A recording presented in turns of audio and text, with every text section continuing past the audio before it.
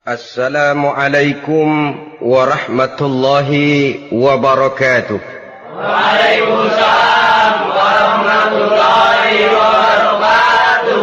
Bismillahirrahmanirrahim. Alhamdulillahi rabbil alamin.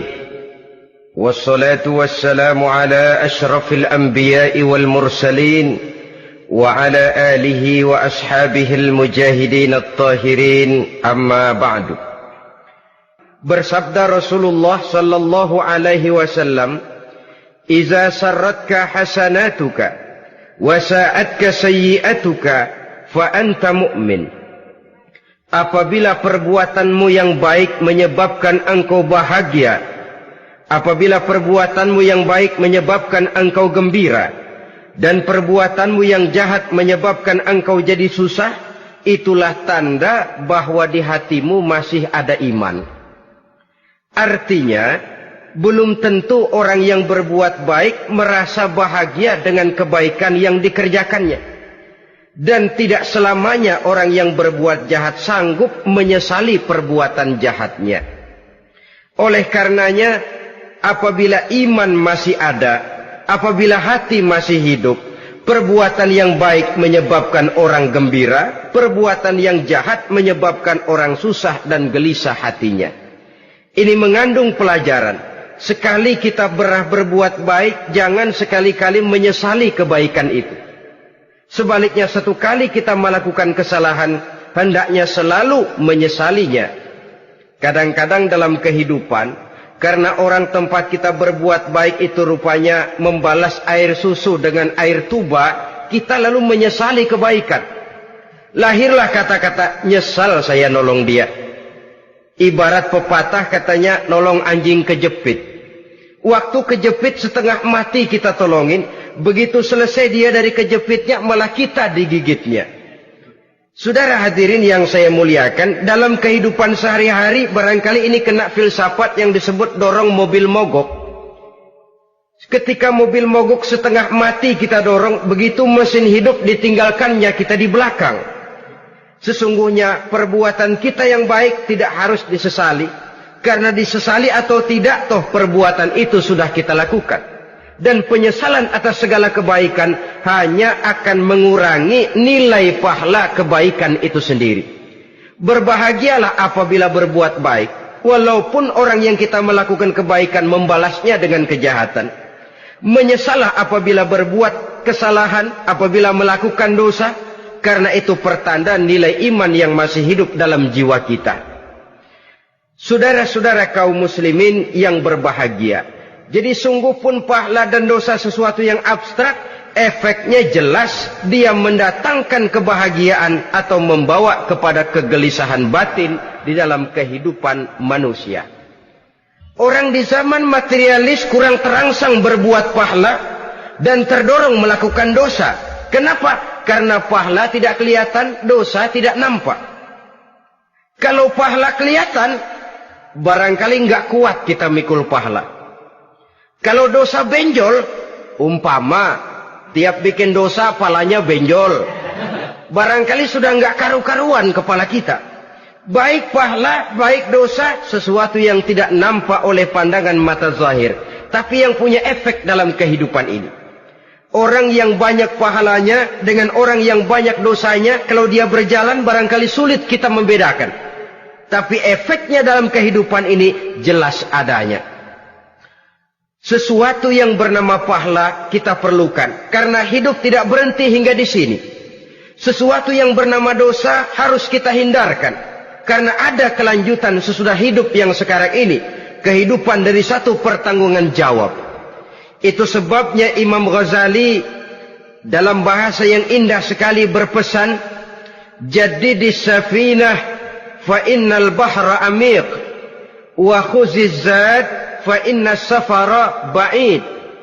Perbarui selalu kapalmu, rawat, jaga baik-baik, dandani kapalmu, fa innal bahra amiq, karena sesungguhnya lautan ini sangat dalam. Satu bahasa yang indah dari tamsil terhadap kehidupan.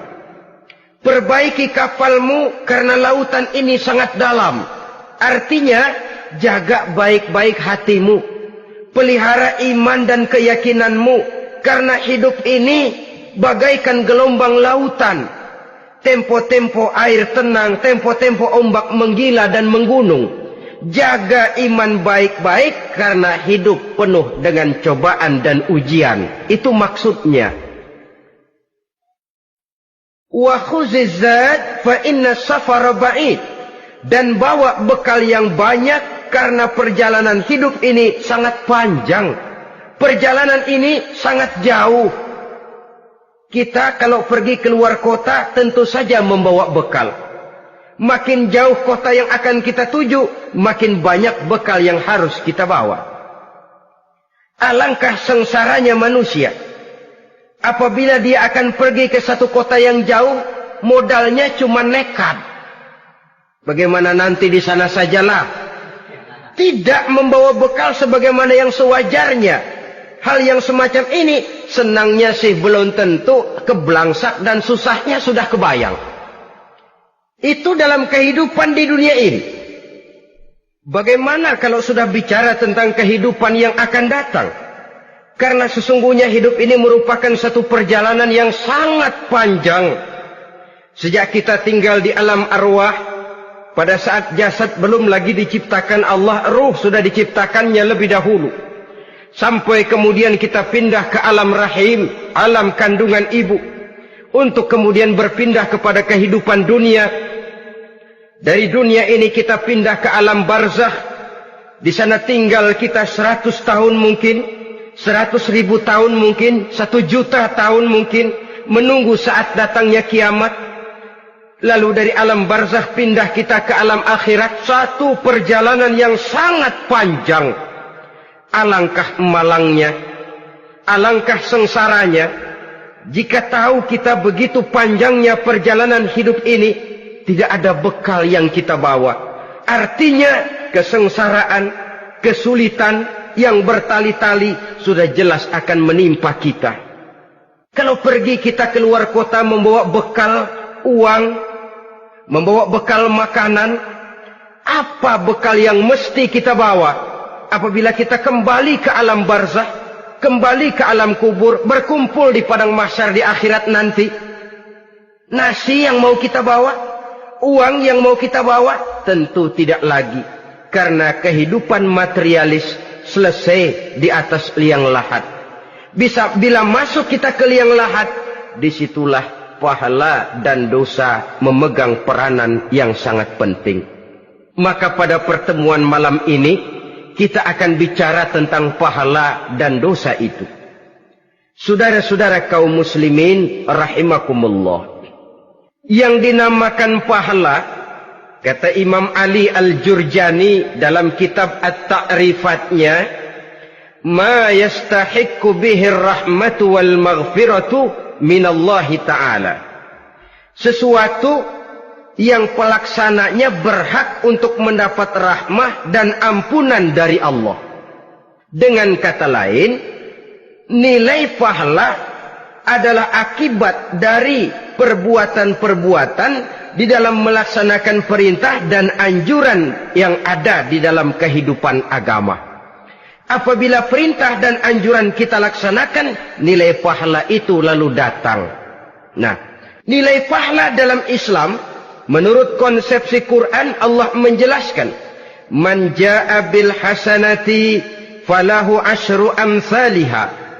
Barang siapa yang datang membawa satu kebajikan, barang siapa yang melaksanakan satu kebaikan, maka dia akan mendapat balasan 10 kali dari kebaikan yang dikerjakannya. 10 kali ini pun masih dilipat gandakan dengan 7. 7 ini pun masih dikalikan 100. Dan itu pun masih ditambah dengan pernyataan, wallahu yudha'ifu liman yasha. Allah masih akan melipat gandakan perbuatan baik seseorang yang dikehendakinya. Itulah nikmatnya dalam Islam. Tetapi sebaliknya, wa man jaa'a bisayyi'ati fala yujza illa mislaha. Barang siapa yang melakukan satu kejahatan, dia tidak akan mendapat balasan kecuali sesuai dengan kejahatan yang dikerjakannya. Alangkah rahman dan rahimnya Allah. Orang yang berbuat baik dibalas 10, dikali 7, dikali 100, masih dilipat gandakan pula. Tapi orang yang berbuat jahat tidak akan mendapat balasan kecuali sesuai dengan kejahatan yang dikerjakannya. Ini kan beda dengan sifat kita manusia. Kita ini kadang-kadang kalau dijitak membalasnya mukul. Tapi kalau orang berbuat baik kepada kita, kita enggan untuk berbuat baik kepada orang tadi. Allah tidak mengajarkan begitu. Satu kebaikan berbalas 10. Satu kejahatan berbalas dengan satu kejahatan. Maha Rahman dan Rahim Allah. Bahkan dalam Islam, niat berbuat baik saja mendapat pahala. Sedangkan niat berbuat jahat belum ditulis merupakan satu dosa sampai kejahatan itu dikerjakan oleh orang yang niat tadi. Umpamanya, saudara niat nanti malam giliran pengajian saya mau hadir di majelis taklim. Pas datang waktu malam hujan turun sangat lebat. Saudara berhalangan datang ke majelis taklim, saudara sudah mendapat pahala niat. Tapi saudara niat nanti malam kalau turun hujan, saya mau bongkar rumahnya si fulan, saya mau curi seluruh harta bendanya. Ternyata malam saudara tidak mengerjakan perbuatan itu belum ditulis dosa sampai perbuatan itu benar-benar dikerjakan. Tapi lalu jangan macam-macam. Kalau begitu niat aja yang baik, biar nggak usah dikerjain. Niat aja pengen ngaji walaupun tidak ada niatan untuk ngaji. Allah lebih tahu tentang apa yang terdetik di dalam hati sanubari kita. Itulah sebabnya sangat dianjurkan orang untuk melakukan segala macam kebajikan. Dan dianjurkan orang menjauhkan segala macam bentuk kejahatan. Karena dia akan berefek melahirkan dosa dan pahala. Dosa dan pahala itulah alat untuk memperoleh kebahagiaan di alam kubur, di padang mahsyar, sampai di akhirat nanti. Di dunia ini mungkin segalanya bisa kita beli dengan yang namanya uang. Keamanan kita bisa menyewa petugas untuk menjaga rumah kita. Kendaraan yang mewah bisa kita beli. Udara yang sejuk bisa kita ciptakan. Siapa banyak uang, dia raja. Mungkin itu di dunia. Tapi bisa apa uang kalau kita sudah masuk ke alam kubur? Bisakah munkar nakir kita sogok? Udah karkir, jangan nanya nih, cepet. Bisakah malaikat azab menyingkir dengan uang semir? Ternyata tidak. Untuk memperoleh kebahagiaan di sana, nilai pahala. Kesengsaraan akan kita dapat kalau kita banyak menumpuk dosa. Oleh karena itu jangan beranggapan, pahala nggak kelihatan, dosa juga nggak kelihatan, biarin saja. Yang tidak kelihatan ini pada waktunya akan memegang peranan yang sangat penting. Tapi tidak cuma untuk menghadapi hidup di situ, kita lalu harus berbuat baik dan meninggalkan yang jahat. Terutama juga di dunia ini. Toh pepatah bilang gajah mati meninggalkan gading, harimau mati meninggalkan belang. Apa yang akan kita tinggalkan setelah kita mati? Kita ingin jasad kita boleh hancur terkubur tanah, tapi nama kita ingin hidup terus, dikenang orang 100, 1000, bahkan 1.000.000 tahun yang akan datang. Ditulis orang dengan tinta emas dalam sejarah, tercatat kita sebagai orang baik-baik. Saudara-saudara kaum muslimin rahimakumullah. Lalu perbuatan apa yang bisa mendatangkan pahala itu? Saudara-saudara, semua perbuatan yang diperintah dan dianjurkan oleh Allah, yang dikerjakan dengan ikhlas hanya untuk mencapai ridho Allah, mendatangkan pahala. Kadang-kadang menurut pendapat kita remeh, tapi nilainya di sisi Allah besar. Itu pahala. Menghitung pahala itu hak prerogatif Allah. Perbuatan yang ringan Allah mau berikan ganjaran yang besar, itu urusan Allah. Misalnya, kata Nabi, la tahkiranna minal ma'rufi syai'an. Jangan kamu menganggap remeh perbuatan baik walaupun kecil. Jangan merasa sulit melakukan perbuatan yang mengandung pahala. Bertemu dengan teman, muka kita cerah, berpahala. menyingkirkan duri di jalanan berpahala, menolong orang yang sesat, memberitahu orang yang bertanya berpahala. Tidak sulit kalau kita mau. Yang diperintah dan dianjurkan oleh agama itu perbuatan yang mengandung nilai-nilai pahala. Masalahnya cuma tinggal mau atau tidak dan dikerjakan dengan ikhlas. Bertemu teman mukanya cerah, pahala. Menyingkirkan duri di jalanan, pahala. Sedekah, pahala. Tidak berupa perbuatan, bisa berupa ucapan. Misalnya bersolawat, pahala. Bertasbih dan bertahmid, pahala. Kata Nabi, kalimatani khafifatani 'alal lisan, saqilatani fil mizan. Ada dua kalimat yang enteng di lidah tapi berat di timbangan akhirat nanti. Apa itu? Subhanallah walhamdulillah. Itu kan amalan yang ringan, perbuatan yang mudah saja, tapi nilainya demikian besar dalam pandangan Allah. Jadi pendeknya, perbuatan yang bernilai pahala adalah perintah dan anjuran agama yang dilaksanakan dengan ikhlas semata-mata untuk mencapai ridho Allah, itu mengandung pahala. Niat dasarnya itu harus karena Allah. Landasannya harus karena ikhlas. Bukan cuma sekedar basa-basi, tidak karena ingin dipuji orang, tidak karena mengharap tanda jasa, tapi ikhlas semata-mata. Dari perbuatan yang paling kecil dan mudah sekali sampai kepada amalan-amalan yang besar dan memerlukan biaya yang besar, seperti melaksanakan ibadah haji, seperti jihad fi sabilillah, membangun masjid, membangun pondok-pondok pesantren, membangun pusat-pusat kesehatan, membangun jalan-jalan umum, termasuk menjaga keamanan. Jangan dikira loh, siskamling umpamanya, menjaga keamanan kampung tidak berpahala. Kalau diniatkan ibadah, menjaga ketenangan warga supaya mereka tekun ibadah, ikhlas karena Allah, itu juga bernilai ibadah. Keluar kita dari rumah, pergi pagi, pulang sore, peras keringat, banting tulang cari nafkah buat menghidupi anak istri kita. Kalau diniatkan ibadah, melaksanakan kewajiban sebagai kepala rumah tangga, membantu orang tua sebagai anak, itu juga perbuatan-perbuatan yang mengandung pahala. Yang terbaik sesuai dengan bidang kehidupan kita. Ada orang yang dinamakan abid, ahli ibadah, pahala yang paling baik bagi dia, banyak-banyak tahajud, sembahyang malam, wirid, zikir, tasbih.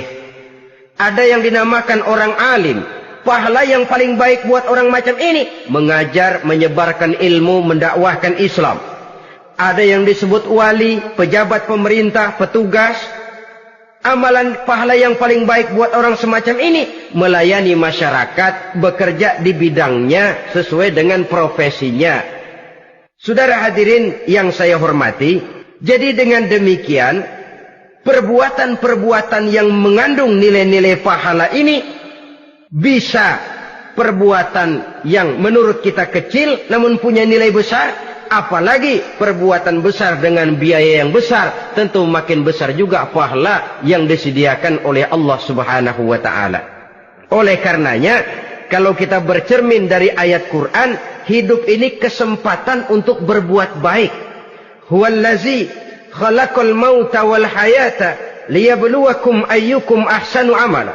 Dialah Allah, Tuhan yang telah memberikan hidup dan mati kepadamu, untuk menguji kamu, siapa di antara kamu yang paling baik amal perbuatannya. Jadi tidak saya rinci, tapi cukuplah satu penjelasan global.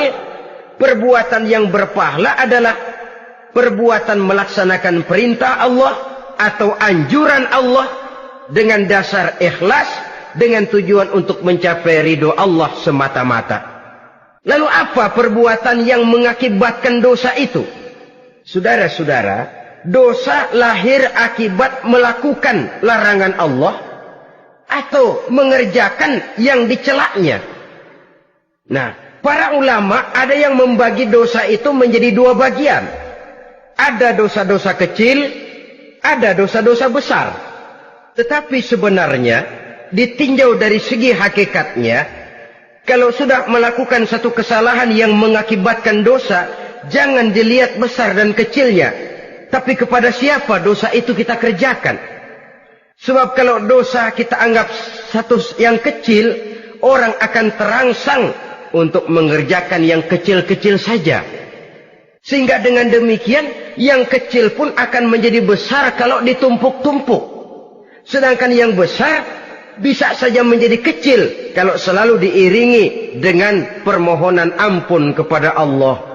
Itu sebabnya para ulama sufi, orang-orang tasawuf mengatakan, la saghair ma'al istimrar wala kabair ma'al istighfar. Tidak ada dosa yang kecil kalau dikerjakan terus-menerus, dan tidak ada dosa yang besar kalau digempur tiap saat dengan perbuatan istighfar atau memohon ampun kepada Allah Subhanahu wa taala.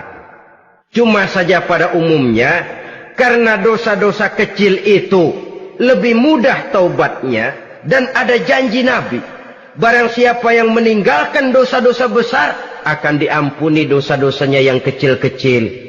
Oleh karena itu, pada kesempatan ini kita akan juga bicarakan apa saja yang termasuk klasifikasi dosa-dosa besar, dengan harapan kita bisa menjaga diri, menyelamatkan diri, jangan sampai terjatuh ke dalam dosa-dosa yang besar tadi. Tetapi bukan berarti kita harus terangsang melakukan dosa-dosa yang kecil. Ah, biarin kecil ini, tobatnya gampang. Ah, dosa kelas teri. Ah, dosa itu kan tidak kelihatan. Lalu terangsang melakukan perbuatan dosa-dosa walaupun kecil, kalau berlarut terus-menerus dia akan tumbuh menjadi dosa yang besar. Oleh karenanya jangan sampai mengundang pengertian kalau kita membicarakan dosa-dosa yang besar lalu terangsang melakukan dosa-dosa yang kecil, karena bagaimanapun juga dosa kecil dan dosa besar sama dalam arti kepada Allah kita melakukan kesalahan. Dan dosa yang kecil pun kalau bertumpuk, dia akan menjadi banyak. Saudara-saudara kaum muslimin rahimakumullah, ada beberapa jenis dosa-dosa besar. Jenis yang pertama, asyirku billah, syirik atau menyekutukan Allah. Dari sekian deretan dosa-dosa besar, syirik ini merupakan bapak moyangnya dosa. Dedengkotnya dosa itu syirik, menyekutukan Allah. Bahkan dosa yang lain Allah masih mau mengampuni, tapi kalau sudah syirik, menyekutukan Allah, itu sudah satu dosa yang tidak berampun sama sekali. Oleh karena itu tepat pesan Imam Ghazali tadi, jadi di safinah fa innal bahra amik, jaga iman, pelihara akidah, dandani kapal. Karena hidup ini gelombang lautan sangat dalam, hidup banyak cobaan. Di dalam hidup di zaman sekarang ini, saudara bisa perhatikan, di mana tensi ekonomi tinggi, lapangan kerja sulit, persaingan hidup makin tajam, sifat egois dan individualis tumbuh di mana-mana, rasa solidaritas sosial menurun, sifat gotong royong musnah. Orang mudah potong kompas, potong jalan. Ingin cepat kaya, ingin cepat naik pangkat, ingin dapat kedudukan. Kadang-kadang akidah pun terjual, akidah pun musnah, jatuh ke jurang syirik pun tidak jadi soal. Itu yang kita khawatirkan. Kalau dosa-dosa yang lain Allah masih mau mengampuni, tapi kalau sudah jatuh kepada syirik, Allah sama sekali tidak akan memberikan ampun. Dalam kaitan dengan ini barangkali tepat sinyalemen Imam Ali itu. Andai kata kemiskinan merupakan satu kepribadian, saya akan membunuhnya lebih dahulu. Artinya memang kemiskinan ini sering mendorong orang kepada jurang kemusyrikan. Tidak tahan menghadapi godaan perut akibat tensi ekonomi yang tinggi, lapangan kerja yang sulit. Iman pun jadilah ditukar dengan 3 liter beras. Akidah pun jadilah dibarter dengan 3 bungkus supermi, dengan pakaian bekas, dengan obat-obatan. Tidak jadi soal baginya mengejar kebahagiaan yang relatif singkat dengan mengorbankan kebahagiaan yang abadi. Persis ibarat pepatah, nyari jarum kampak hilang. Mencari sesuatu yang kecil, yang besar jadi sia-sia. Membela perut, mengorbankan akidah. Na'udzubillah summa na'udzubillah. Saudara-saudara kaum muslimin rahimakumullah. Ini fakta. Ini kenyataan. Dan hal semacam ini tidak bisa diatasi cuma dengan ceramah, simposium, diskusi, seminar. Apalagi Nabi berpesan, solahu ummati bil ilmi wal mal. Umatku hanya bisa menjadi baik akidahnya dengan ilmu dan harta. Itu bahasa Nabi. Kalau bahasa kita sekarang, dengan ekonomi dan pendidikan. Ilmu, pendidikan, ekonomi, harta. Tanpa itu sangat besar kemungkinan kita bisa menjual akidah terjerumus di lembah kemusyrikan. Maka terutama kepada saudara-saudara saya, muslimin yang terpencil jauh dari kota-kota besar, yang kadang dalam kehidupan seharinya imannya sering digoda oleh supermi, akidahnya sering ditantang oleh pembagian beras, pakaian-pakaian bekas, obat-obatan dan sebagainya. Jaga dan bentengi akidah kita. Lebih baik nyawa berpisah dari badan, asal iman jangan berpisah dari hati. Kepada adik-adik saya para remaja, para pemuda di kota-kota besar, yang iman dan akidahnya sering ditantang dengan minuman-minuman keras, fasilitas-fasilitas yang menghanyutkan, yang secara terarah dan praktis sedikit demi sedikit menggiring kita untuk keluar dari nilai-nilai akidah. Hati-hati, jaga baik-baik, sebab intan paling mahal, mutiara paling berharga, tidak lain nilai iman ini. Tergelincir kita daripadanya, jatuh ke lembah kemusyrikan, jatuh ke satu dosa yang teramat besar, yang Allah tidak akan pernah memberikan ampun lagi. Ini dosa besar yang pertama. Yang kedua, qatlun nafsi illa bil haq. Membunuh orang tanpa alasan yang benar. Di zaman kesulitan ekonomi kadang-kadang orang mudah nekat. Tengok saja. Kadang-kadang karena pasal uang 100-200 perak saja nyawa bisa melayang. Kadang-kadang karena urusan yang remeh, salah omong, salah ambil, salah ucap, salah pegang, nyawa bisa jadi melayang. Alangkah murahnya nyawa, seakan-akan kita yang punya. Padahal nyawa itu hak milik Allah. Tidak pantas kita merampasnya, tidak pantas kita menghilangkannya dari jasad seseorang. Oleh karenanya, membunuh orang merupakan satu dosa yang sangat besar. Jangankan kepada orang yang seakidah, orang yang lain akidah saja pun, kalau dia hidup berdamai, rukun, berdampingan, kita harus melindungi. Apatah lagi teman seakidah sendiri. Saudara-saudara kaum muslimin rahimakumullah. Pantas kalau Nabi menyatakan, apabila dua orang Islam sudah saling berkelahi, berbunuh-bunuhan, al-qatil wal maqtul finnar. Yang membunuh dan yang dibunuh, dua-duanya sama-sama masuk neraka. Sahabat heran, ya Rasul, kalau yang membunuh masuk neraka sih wajar, tapi yang terbunuh kok neraka juga, kenapa? Kata Rasul, sebenarnya dia juga cuma sudah niat untuk membunuh, cuma keduluan saja. Andai kata dia tidak terbunuh, tentu dia yang akan membunuh. Saudara-saudara kaum muslimin rahimakumullah. Islam sesuai dengan namanya adalah agama damai. Kita tidak boleh mencari-cari musuh. Walaupun tidak boleh lari kalau bertemu musuh. Oleh karenanya, pantang seorang muslim menimbulkan benih keonaran menjadi biang kerok buat lingkungannya. Sesuai dengan namanya, seorang muslim adalah seorang yang dalam hidup senantiasa berusaha menebarkan salam, menebarkan kedamaian, ketenangan dan ketentraman. Dengan prinsip, musuh jangan dicari, bertemu pun jangan lari. Yang ketiga, termasuk dalam kelompok dosa besar ini, surbul khamr, meminum minuman keras. Termasuk di dalam kata khamr ini ganja, morfin, narkotik. Sebab apa?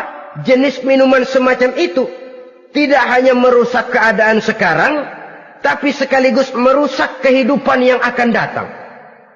Kalau itu jatuh di tangan generasi muda, artinya kan merusak kehidupan masa depan daripada suatu bangsa. Karena apa? Remaja dan pemuda merupakan bentuk miniatur daripada kehidupan bangsa.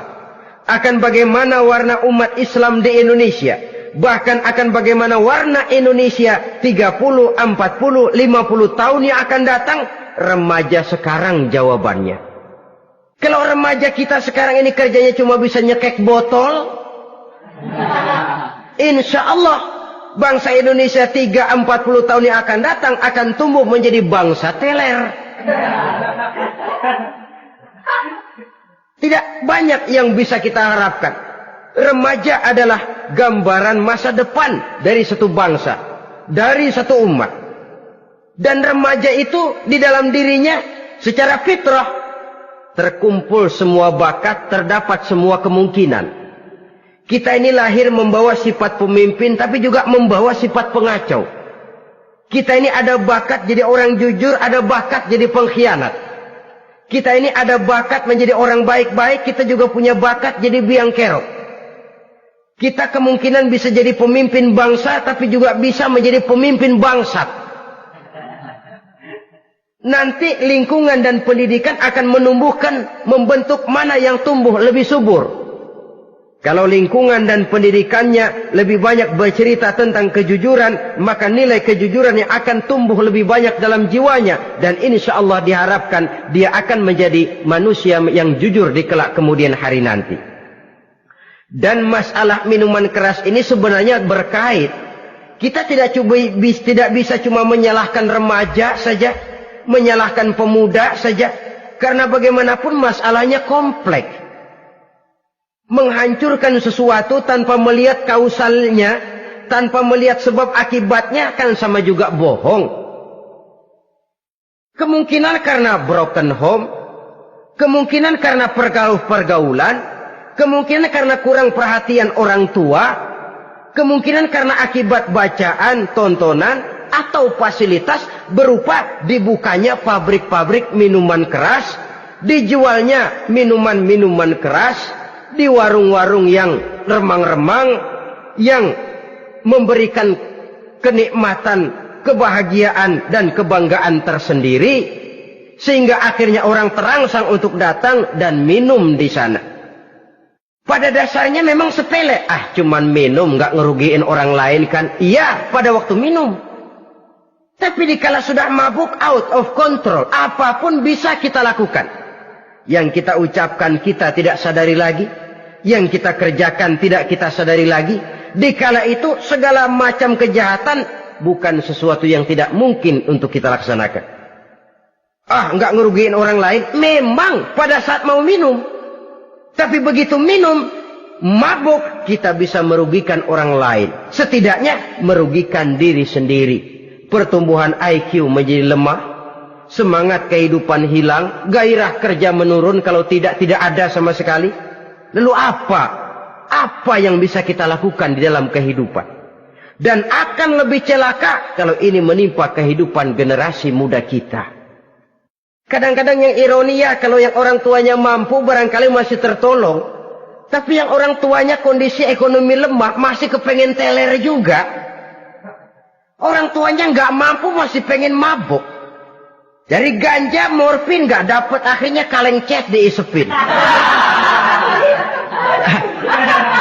Yang penting kan bisa teler, mendatangkan satu kebahagiaan tersendiri. Itu sebabnya memang satu kejahatan menurut teori polisi ya hanya bisa terjadi karena faktor N dan K, niat dan kesempatan. Niat ada, kesempatan ada, jadi orang jahat. Kurang salah satunya, biasanya kejahatan terbendung. Niat ada, kesempatan tidak ada, sulit berbuat jahat. Kesempatan ada, niat tidak ada, tidak mungkin orang jahat. Tapi yang paling dominan sebenarnya niat. Kalau niat sudah kuat, kesempatan bisa dicari. Kesempatan bisa diciptakan. Biar Hansip nongkrong, ditungguin lengahnya. Iya biarin. Jam 11 sampai jam 2. Matanya melotot. Jam 3 dia mulai ngulet, ngempet. Nah, di saat itu saya masuk ke rumahnya. Kalau niat kuat, kesempatan bisa diciptakan. Dan kalau sudah niat, ini masalah hati. Kalau sudah masalah hati, menyangkut soal moral. Moral artinya sudah masuk kepada kehidupan agama. Saudara-saudara kaum muslimin rahimakumullah. Yang keempat yang termasuk jenis dosa besar, az-zina, perbuatan zina. Di zaman pergaulan bebas dengan prinsip free love, free sex ini, tengok sudah berapa banyak gadis-gadis bergelimpangan jadi korban. Berapa banyak bayi-bayi yang lahir ke dunia tanpa tahu kemana dia mesti memanggil bapak. Apakah deretan jumlah korban ini masih harus bertambah lagi?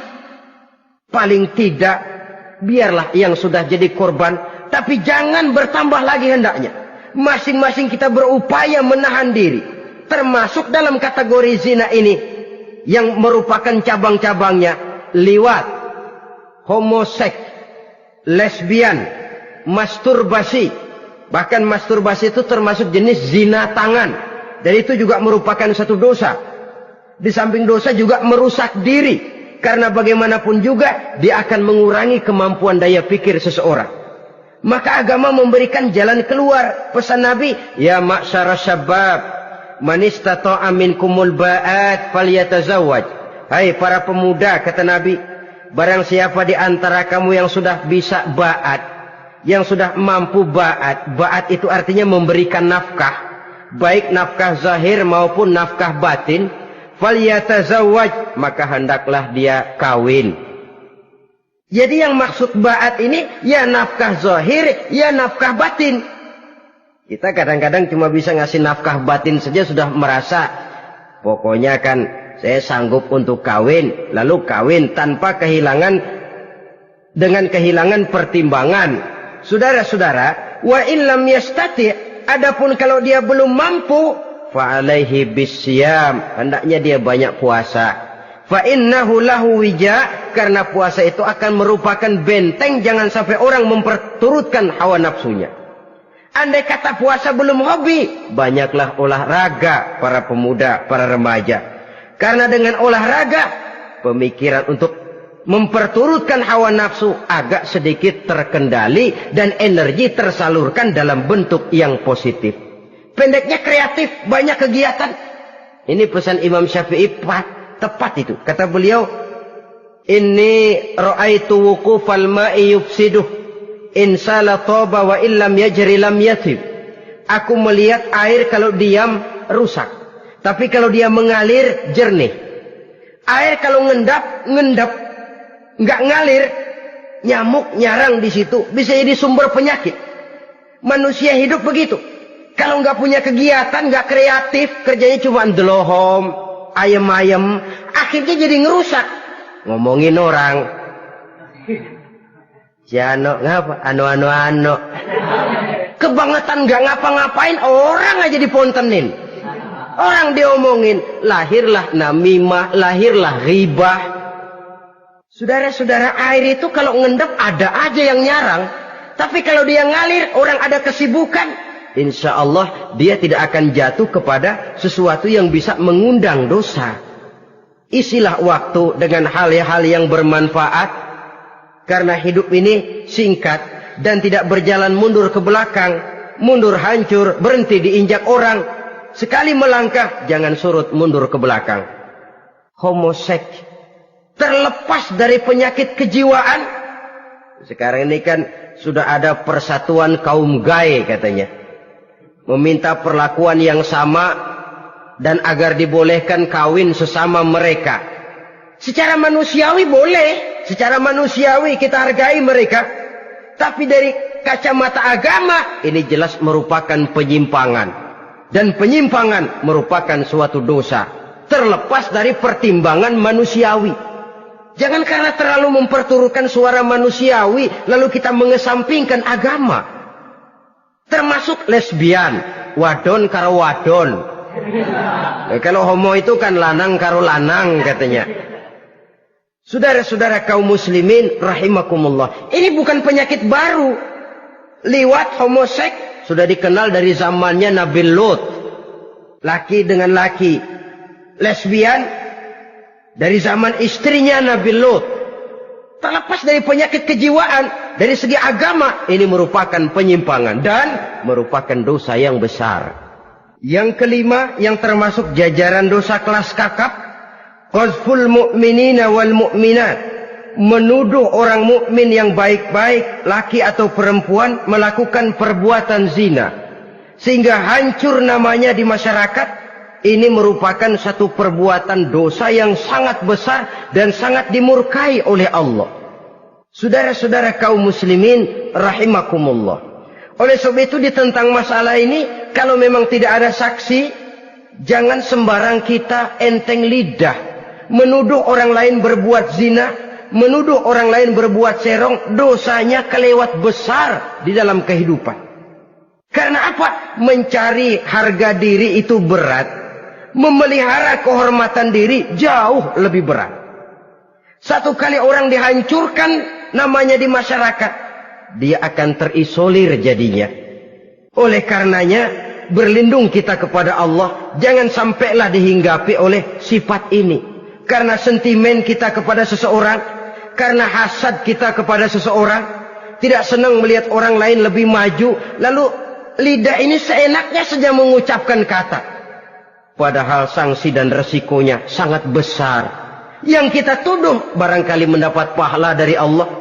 Kita sendiri yang menuduh tanpa saksi, tanpa alasan yang benar, mendapat dosa yang sangat besar. Saudara-saudara, memang kadang-kadang aneh dalam hidup ini. Seorang pelacur biasanya bisa menjaga mulutnya di masyarakat. Kata-katanya baik, sopan. Kenapa? Karena mulut yang satu sudah tidak terjaga.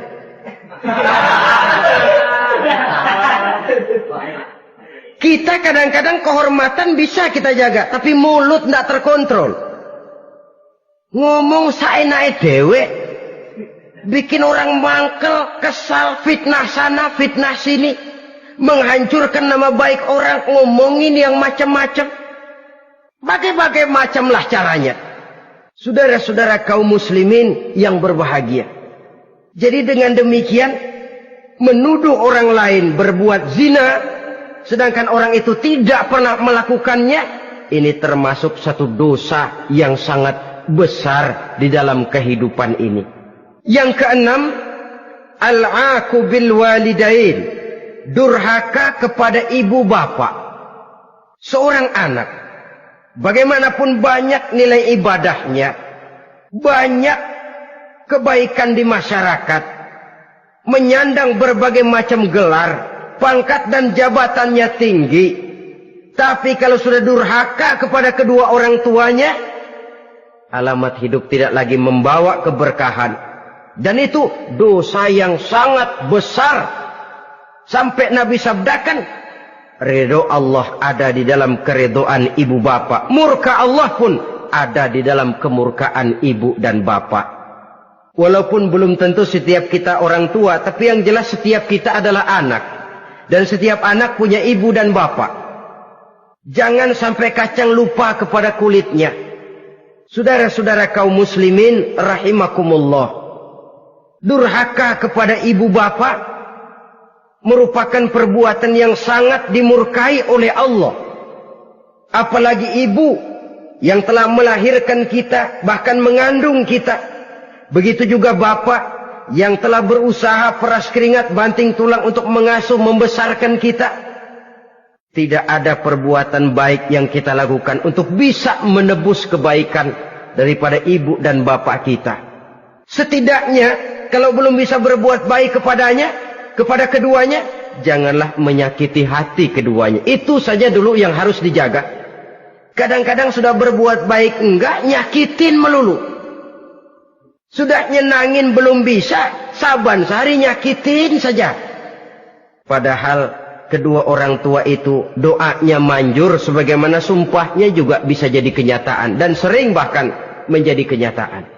Sampai ibu bapak sudah wafat, sudah meninggal sekalipun, kewajiban berbakti masih harus terus dilakukan oleh seorang anak. Lalu yang ketujuh, at-tawalli yaumaz zahfi, berpaling pada hari pertempuran. Orang sedang sibuk-sibuk menghadapi musuh, maksudnya berjuang membela agama ini, dia lari menyelamatkan diri. Pengecut, mental munafik.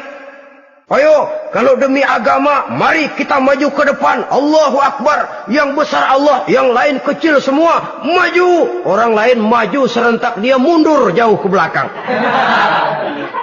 Mental munafik, mental calo, istilah sekarang ini. Oh, itu calo, mental calo. Tuhan gedek banget itu. Coba ya, calo itu paling sibuk nyuruh penumpang naik. Tapi sementara penumpang naik sampai ke tempat tujuan masing-masing, calonya nggak kemana-mana, diem aja di situ. Cuma orang aja disuruh naik. Saudara-saudara, kerja bakti, orang turun ke comberan, dia naik ke tempat tidur.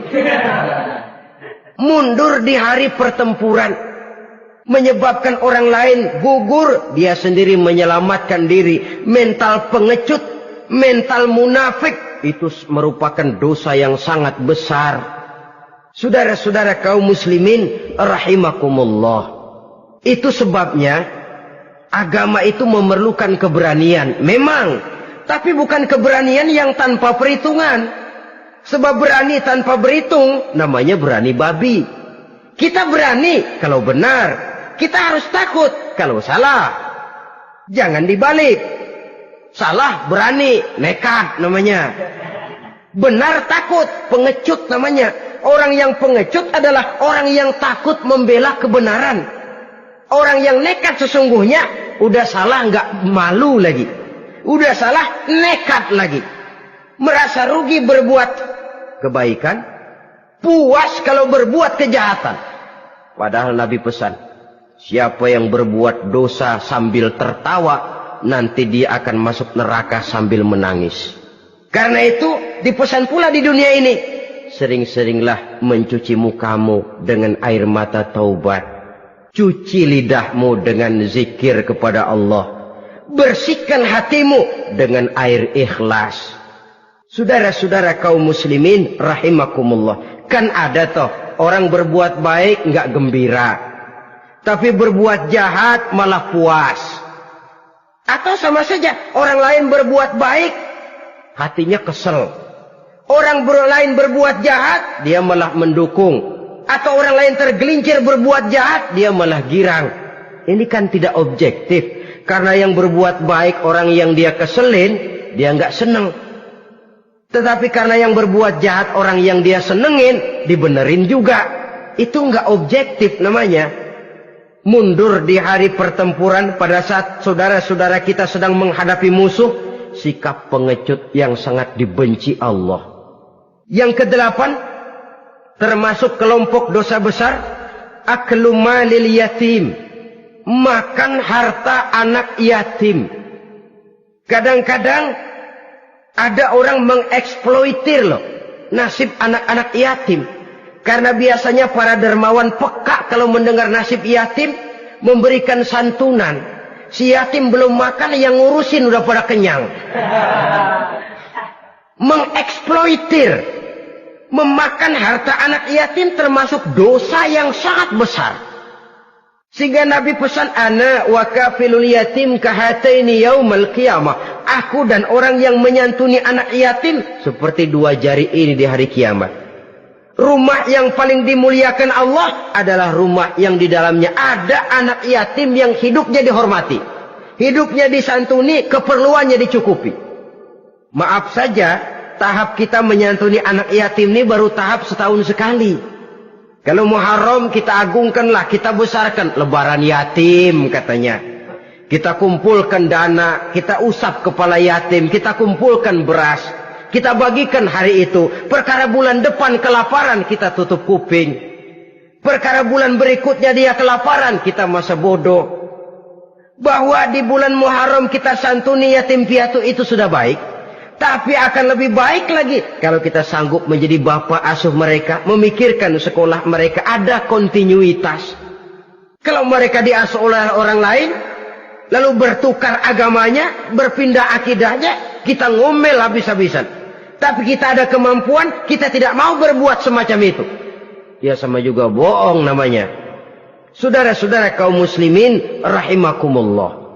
Orang yang menyantuni yatim mendapat pahala besar. Tapi orang yang mengkorup harta anak yatim, dosanya juga sangat besar.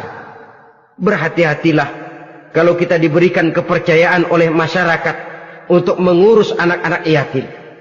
Karena pahalanya besar, resikonya juga besar. Yang kesembilan, syahadatuz zur, sumpah palsu. Sebab sumpah palsu ini menggunakan nama Allah untuk sesuatu yang tidak benar. Nama kita saja dibawa untuk yang tidak benar, kita jengkel. Nama kita dipalsukan untuk sesuatu yang tidak baik, kita kadang-kadang jengkel, tidak puas jengkel, menuntut melalui saluran hukum. Kenapa? Nama saya dicatut.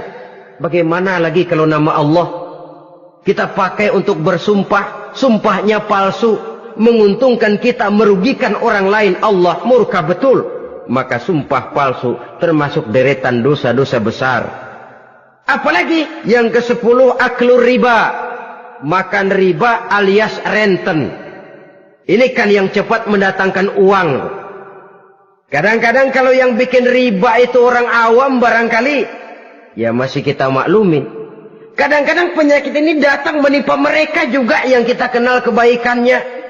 Bahkan suka datang ke musola, rajin ke masjid kadang-kadang. Riba masih dimakannya. Karena ini cara cari duit paling enak. Duit utuh tambahnya terus masuk. Na'udzubillah summa na'udzubillah. Itu yang diibaratkan dalam perjalanan Mi'raj waktu Nabi diperlihatkan neraka. Orang perutnya sebesar rumah dililit ular. Diseret-seret itu hancur perutnya. Dibulatkan lagi, diseret lagi, hancur lagi. Dibulatkan lagi, terus menerus begitu. Dia berteriak, mengerang, mengeluh, mengaduh kesakitan. Nabi tanya, itu apa Jibril? Itu contoh dari umatmu yang suka makan riba Muhammad. Makan renten. Saudara-saudara, ini kan mencekik leher orang. Orang sedang kesulitan. Kelihatannya sih baik, menolong. Tapi di belakang menolong itu nyekek. Di belakang nolong itu nyekek. Dan nyekek itu sebenarnya tujuan utamanya. Orang yang menjalankan riba pada dasarnya tidak punya peri kemanusiaan kok. Kalau dia kelihatannya mau menolong, kelihatannya motifnya mencari untung di belakang itu. Jauh dari kemanusiaan. Yang ke-11, saudara-saudara, termasuk jajaran dosa besar itu qat'ur rahim, memutuskan silaturahmi. Marah, hobi sama marah. Kalau 3 hari nggak marahan sama orang, ngebet palanya. Selalu nyari gara-gara. Kalau udah marah berlaku perpanjangan waktu. Tahun, 2 tahun, kadang-kadang seumur hidup. Saudara hadirin yang saya muliakan. Apalagi mengurangi timbangan termasuk kelas dosa besar. Makan suap termasuk dosa besar. Semir menyemir dosa besar. Apalagi bunuh diri. Nah ini, bunuh diri dosa besar. Kadang-kadang karena sulit nekat, daripada hidup susah mendingan mati sekali.